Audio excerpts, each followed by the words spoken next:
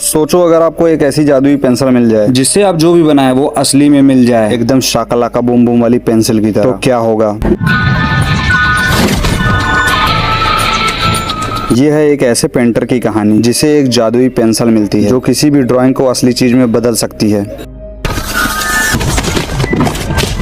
कहानी जापान के एक गरीब लड़के स्टीवन से शुरू होती है। एक मामूली सा चित्रकार जिसे दुनिया भले ही नहीं जानती, लेकिन उसके हाथों में जबरदस्त और कमाल का हुनर था। उन दिनों शहर में सिर्फ एक ही नाम की चर्चा थी, जॉर्ज, एक मशहूर पेंटर जो अपने दौलत और शोहरत का जमकर रुआब झाड़ता था। जब जॉर्ज बाजार में आया तो मुट्ठी भर पैसे जॉर्ज ने स्टीवन के पास फेंक दिए और घमंड से बोला कि स्टीवन की पेंटिंग एक बड़े रकम में बिकी है, लेकिन उसे मिलेगा एक छोटा सा हिस्सा। और इस इंसल्ट को दोगुना करने के लिए जॉर्ज के साथ कार में बैठी थी स्टीवन की एक्स, मतलब कि उसकी पुरानी गर्लफ्रेंड, जिसका नाम था सी। जॉर्ज जानबूझकर उसे अपने साथ लेकर आया था कि स्टीवन का छोड़ना उसे कि कितना सही फैसला था। आखिरकार वो उसे नहीं छोड़कर जाती तो आज उसे भी गरीबी में रहना पड़ता और एक घिसी पिटी सी जिंदगी जी रही होती और उसे भी इस रोड पर खड़े रहकर लोगों की गालियां सुननी पड़ती और कुछ काम करना पड़ता। स्टीवन की जिंदगी बदकिस्मती का दूसरा नाम बन चुकी थी। गरीबी पहले से ही थी और प्रेमिका ने भी छोड़ दिया और उसके टैलेंट का भी कोई फल उसे नहीं मिलता था। और ऊपर से जब वो घर पहुंचा तो मकान मालिक पैसे के लिए दरवाजे पे खड़ा था। हर तरफ से मुसीबत। खैर किसी तरह स्टीवन अपने एक जानकार जैक से मिला और अपनी बची खुची आखिरी रकम भी उसे दे दी ताकि एक पेंटिंग ऑक्शन में हिस्सा ले सके। लेकिन जैक ने साफ कह दिया कि स्टीवन की पेंटिंग एकदम बेकार है, खासकर जॉर्ज के पेंटिंग के सामने। और यही सच्चाई है। और यहाँ एक बड़ा व्यंग्य छुपा था। दरअसल में जो पेंटिंग जॉर्ज ने खरीदी थी जो असल में स्टीवन की ही बनाई हुई थी। जॉर्ज अपनी शोहरत के लिए स्टीवन का ही हुनर चुराया करता था और इस दुनिया में सिर्फ एक ही इंसान था जो स्टीवन की पेंटिंग की तारीफ किया करता था और वो थी क्रिस्टी, पास के ही एक सैलून में काम करने वाली एक खूबसूरत लड़की। लेकिन यहाँ एक अजीब बात थी, क्रिस्टी आंखों से देख नहीं सकती थी। वो एक नेत्रहीन महिला थी और इसी वजह से कुछ लफंगे किस्म के आदमी उसे परेशान किया करते थे। लेकिन हर बार ठीक वक्त पर स्टीवन वहाँ आ जाता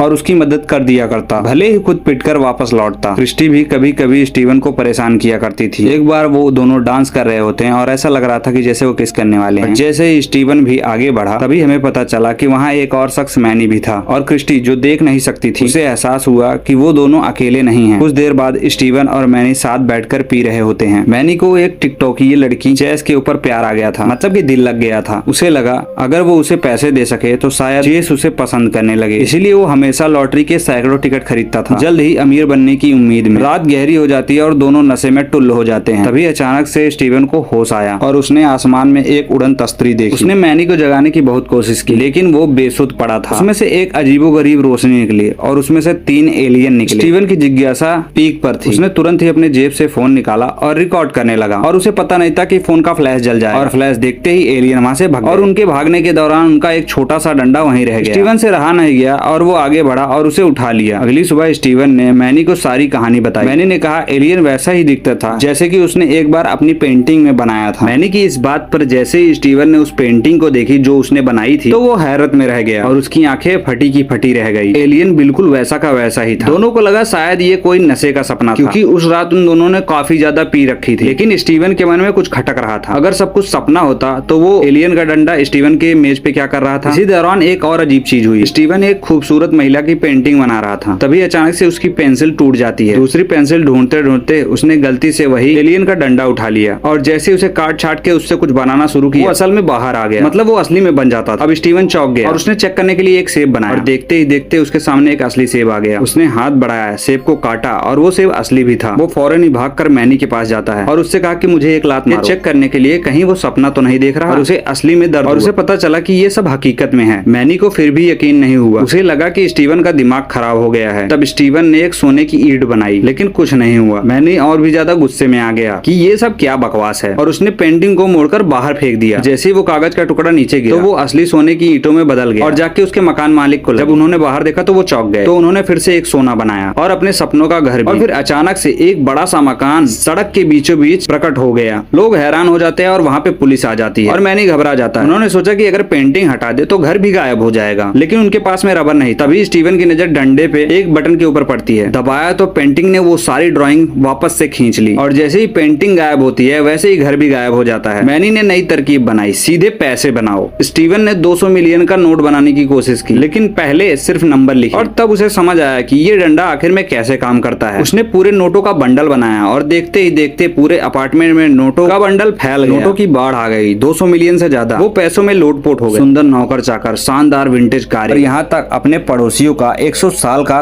किराया भी चुका दिया। उधर शहर के दूसरे कोने में जॉर्ज और सी एक घर खरीदने के चक्कर में थे। कीमत थी 1 करोड़ युआन। जॉर्ज को लगा कि बहुत महंगा है। उसने 50% का डिस्काउंट मांगा, लेकिन तभी एजेंट ने मुस्कुराते हुए मना कर दिया। तभी वहाँ स्टीवन और मैनी एटीट्यूड में आ गए। जॉर्ज ने यहाँ पर तंज कसा और कहा, इन गरीबों का यहाँ पे क्या काम। लेकिन जब स्टीवन और मैनी ने कहा कि ये घर वो खरीदना चाहते हैं, तब जॉर्ज का मुंह खुला का खुला रह गया और वो आलीशान घर स्टीवन का हो गया और जॉर्ज की सारी घमंड की हवा निकल गई। उस रात स्टीवन ने क्रिस्टी को प्रपोज करने की सोची, लेकिन उसने मना कर दिया। उसने कहा कि वो एक अमीर आदमी के काबिल नहीं, खासकर जब वो नेत्रहीन हो। स्टीवन यहाँ पे घबरा गया और बहुत समझाने की कोशिश की कि वो असल में अमीर नहीं है, कि किस्मत से उसे एलियन की एक जादुई पेंसिल मिल गई। जैसे ही उसने ये कहा, ऊपर सच में एक एलियन यान उड़ता हुआ दिखाई दिया। क्रिस्टी को यकीन हो गया और उसने अपनी ख्वाहिश बताई। वो चाहती थी कि उसे आंखें मिल जाए। स्टीवन ने तुरंत ही उस पेंसिल की मदद से 2 आंखें बना डाली, लेकिन वो क्रिस्टी को नहीं, मैनी के कंधे पे आकर चिपक गई। क्रिस्टी को लगा कि उसके साथ मजाक हो रहा है। वो काम पे जाने लगी। मैनी ने उसे पुकारा और कहा कि तुम्हें काम की जरूरत नहीं है, एक अमीर आदमी की गर्लफ्रेंड है, थोड़ा सब्र करे। मैनी ने उसे सुझाव दिया कि वो क्रिस्टी को पूरी तरीके से बनाए, मतलब सर से लेकर पांव तक, और इस बार आंखों के साथ बनाए। स्टीवन ने कहा कि अगर 2 क्रिस्टी बन गए तो। मैनी हंसा और बोला, तो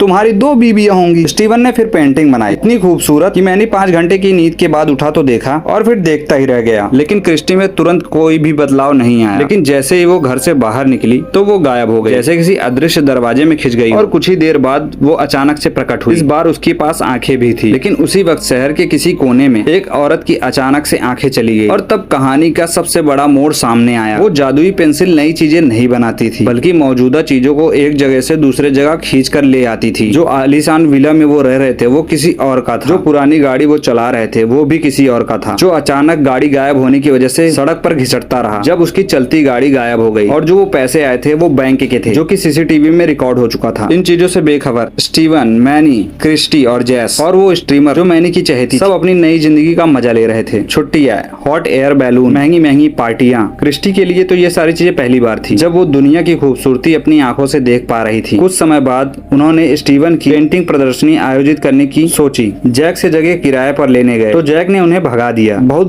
भला बुरा बोल के भगा दिया। उन्होंने उसे ऊंची आवाज में कहा कि कोई बात नहीं, ठीक है, जो करोड़ों से मुंह मोड़ता हो उसे खुद ही ढूंढना पड़ेगा। ये सुनते ही जैक का पूरी तरीके से रवैया बदल गया। वो फौरन ही राजी हो गया और उनकी खातिरदारी करने में लग गया। उधर जॉर्ज को स्टीवन की पेंटिंग प्रदर्शनी का जब बड़ा सा बोर्ड दिखा तो वो हैरानी में डूब गया कि आखिर में इतने पैसे आए कहां से। कल तक तो ये भूखे थे और आज इतनी बड़ी प्रदर्शनी। और इसी बात को लेकर उससे सी से भी झगड़ा हो गया। आखिरकार उसने पुलिस अफसर रॉबर्ट को कॉल किया, जो गायब होने वाली चीजों और पैसों और घरों की जांच कर रहा था। जॉर्ज ने पुलिस वालों को सारी बातें बताई कि स्टीवन और मैनी कैसे रातों रात अमीर हो गए। प्रदर्शनी का दिन आया। स्टीवन अब पूरी तरीके से मशहूर हो गया था। वो फोटो खिंचा रहा होता है तब उसने जैक से पूछा कि क्या लोगों को सच में पेंटिंग पसंद आ रही है। जैक ने कहा सब सही है, लेकिन स्टीवन को विश्वास नहीं हुआ। वो भेष बदलकर भीड़ के अंदर घुस गया, लेकिन कैप्टन रॉबर्ट भी वहाँ मौजूद था। उसे लगा कि स्टीवन भाग रहा है। नीलामी के दौरान स्टीवन ने रॉबर्ट को देखा और घबराकर जैक से पूछा कि क्या वो उसे जानता है। जैक ने कैप्टन के पास जाकर निमंत्रण पत्र मांगा, लेकिन रॉबर्ट ने फौरन ही अपना बैज दिखा दिया और देखते ही देखते सब कुछ स्टीवन के लिए उलट पलट हो गया। पूछताछ शुरू हुई। पुलिस ने स्टीवन से पूछा कि इतना सारा पैसा आखिर में एक साथ तुम्हारे पास कैसे आया। पुलिस वालों ने कहा कि एक बैंक की तिजोरी से करोड़ों रुपए गायब हो गए और उनके सीरियल नंबर तुम्हारे नोटों से मिलते हैं, और एक पुरानी क्लासिक कार भी गायब है जो बिल्कुल उनकी कार जैसी है। कैप्टन ने खरीद का सबूत मांगा। तब स्टीवन और मैनी समझ गए वो घिर गए हैं और उनके पास कोई सबूत भी नहीं। आखिर में स्टीवन ने सच कबूल किया और कहा कि उसके पास जादुई शक्ति है। पुलिस को यकीन दिलाने के लिए मैनी ने एक दांव खेला। बोला जो मन में आए मांगो, मैं अभी ला दूंगा। और पलक झपकते हुए उनके सामने एक नई फरारी खड़ी थी। पुलिस के पास कोई भी जबरदस्त सबूत नहीं था जिससे उनको पकड़ा जा सके, लेकिन जल्द ही ये कहानी वायरल हो गई। स्टीवन को तब सारी बातें समझ में आई। जो पैसे उन्होंने बनाए थे वो बैंक से आए थे, यहाँ तक कि जो घर गाड़ी उन्होंने बनाई थी वो भी अलग अलग जगह से आई थी, और क्रिस्टी की आंखें भी किसी और से ली गई थी। उधर कैप्टन को खबर आई कि एक लाल फरारी गायब हो गई है, और वो बिल्कुल वैसी ही थी जो उनके सामने खड़ी थी। अब रॉबर्ट ने जोड़ लिए सारे सूत्र। उसने स्टीवन के घर के सामने जांच की और जांच करने के बाद अपना शक पक्का किया, लेकिन उसने ये भी माना कि इस देश में जादुई शक्तियों वाले लोगों के लिए कोई भी कानून नहीं है, इसलिए उन्हें अदालत में खींचना मुश्किल था। घर के अंदर स्टीवन और मैनी खुद को बेगुनाह महसूस कर रहे थे, क्योंकि उन्होंने किसी को सीधे निशाना बनाकर नहीं लूटा था, बस पेंटिंग बनाई थी। तभी वहाँ सी आ जाती है। वो माफी मांगने आई। उसने कहा स्टीवन को छोड़कर जॉर्ज को चुनना उसकी सबसे बड़ी गलती थी, क्योंकि जॉर्ज जॉर्ज ने उसके साथ बहुत ही बुरा बर्ताव किया था। लेकिन सी को ये नहीं पता था कि उसके गले में लटकते हुए हार के अंदर जॉर्ज ने एक कैमरा फिट कर रखा है। उस रात स्टीवन नशे में था और कैमरे से बेखबर स्टीवन ने सी को वो जादुई